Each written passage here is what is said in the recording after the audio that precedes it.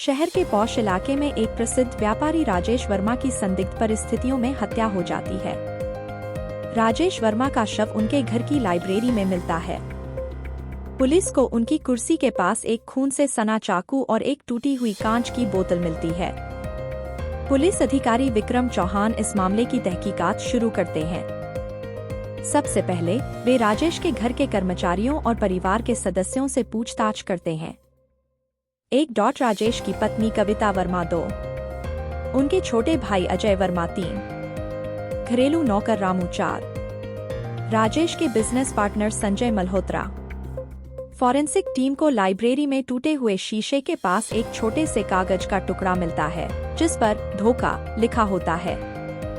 राजेश के mobile phone की आखिरी कॉल संजय मल्होत्रा को थी। नौकर रामू बताता है कि घटना के दिन कविता और अजय में किसी बात पर बहस हुई थी। विक्रम संजय मल्होत्रा से पूछताछ करते हैं। संजय बताते हैं कि राजेश के साथ उनका बिजनेस विवाद चल रहा था। कविता के बयान में कई विरोधाभास होते हैं।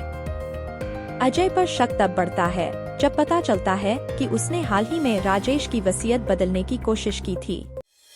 विक्रम को पता चलता है कि राजेश की हत्या प्लान की गई थी।